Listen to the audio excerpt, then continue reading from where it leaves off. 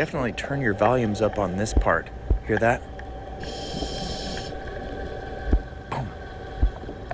That is the Goliath grouper showing his dominance and telling me to back off, and boom!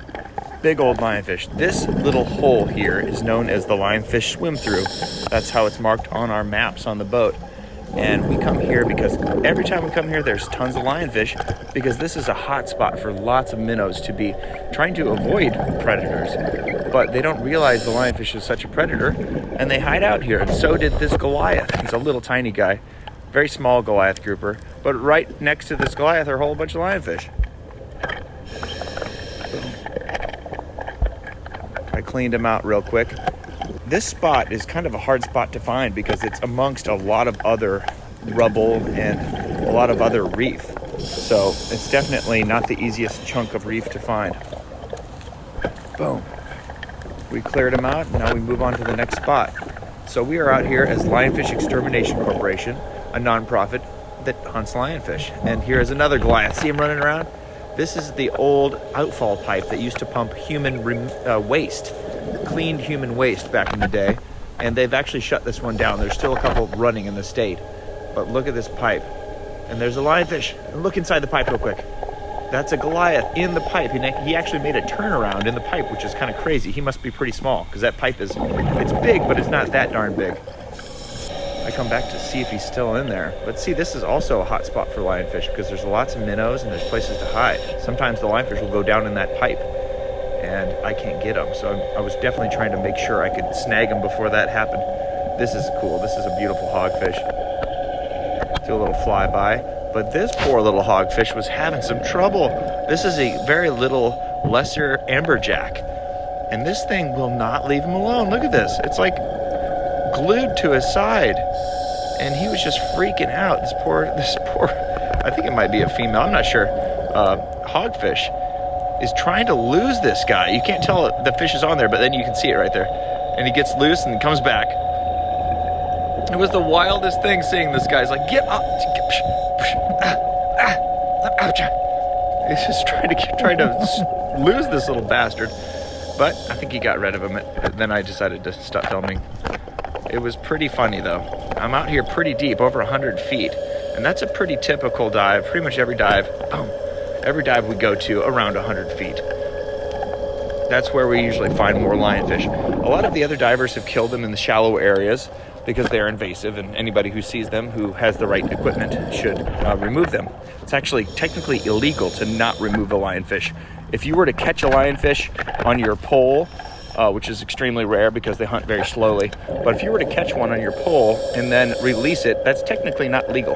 See how I avoided hitting that barrel sponge, but I also alerted this lionfish, and look at this guy. He was very keen. Look at this. Very smart. He was wise. Look at this. He just keeps going back and forth.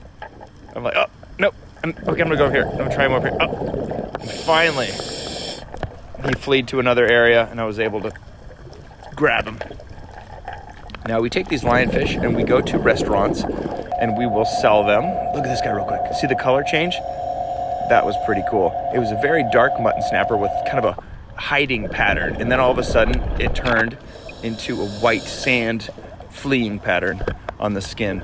So they have chromatophores. So do lionfish. Most fish in the ocean can change their color at will, which is kind of cool. Not so much these guys. That yellow one there, it's called a rock beauty, and they don't really change their color so much. But most fish that are more predators can change their colors. And some non-predators as well. So put this one in the old bucket. We just keep finding them. We don't find a whole lot at one time, but in this dive we actually did find 8 or 9 in one spot, which is pretty cool. That guy got a little wise. See that? 2 shots. Let's try it again. One more. Oh, got him. See how I did that little wiggle? Oh, finally I get him. Had to go inside of a hole that he got inside of. I give that little wiggle with my camera, which tends to draw their attention to my hand with a camera and away from the one with the spear. Now I had my wrong lens on. I had the lens that is actually a close-up lens. And look at this little guy. These guys were probably thinking about doing some mating or maybe just having a good conversation. I was wondering what they were talking about. A couple of big old hermit crabs. Look at the sea turtles. We saw so many sea turtles. It was ridiculous. 1, 2, 3. They're all loggerheads. They're all probably females, tired from being mated with. Just taking a rest here on the beach. You get a little closer on the rocks, I should say, on the reef. A little closer look at her. She's not really bothered because she's so tired. She's just going to sleep. Those are some pork fish over there. People that watch my videos a lot probably can start noticing the names of these fish. They usually call them out a little bit. Pork fish are very beautiful. They're just kind of like a pretty common fish down there.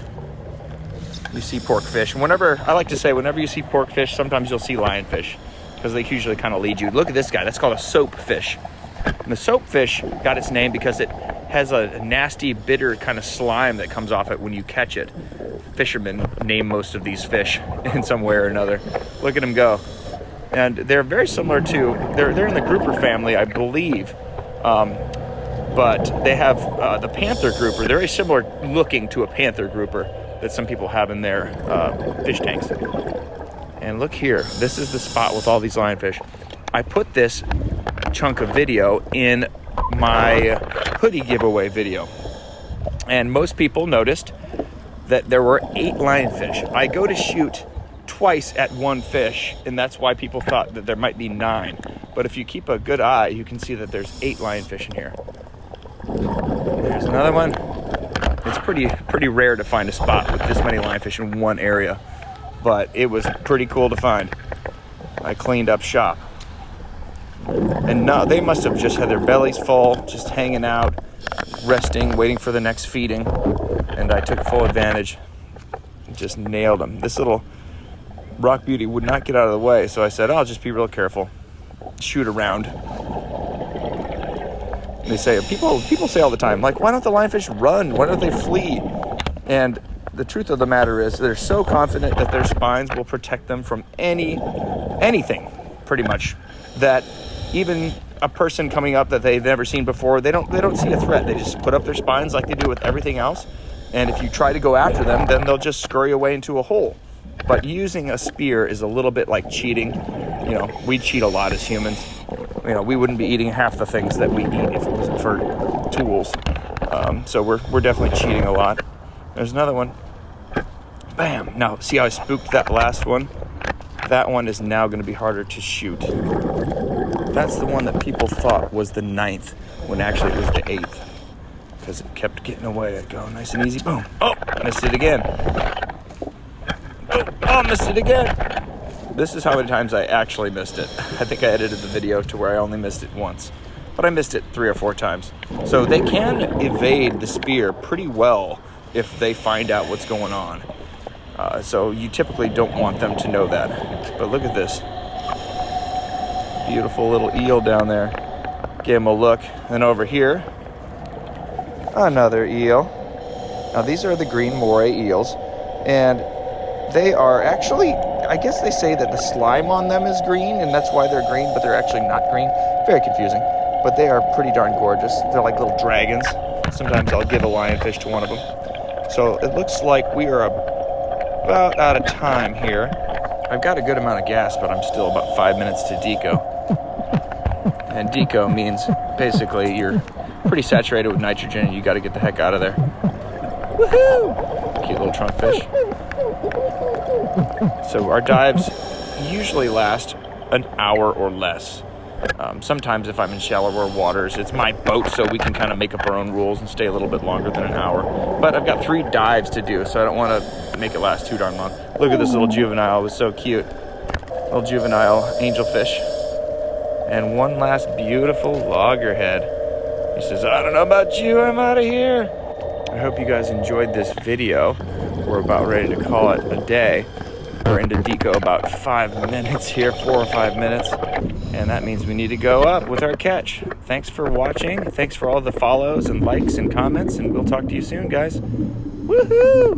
Lionfish Extermination Corporation signing out.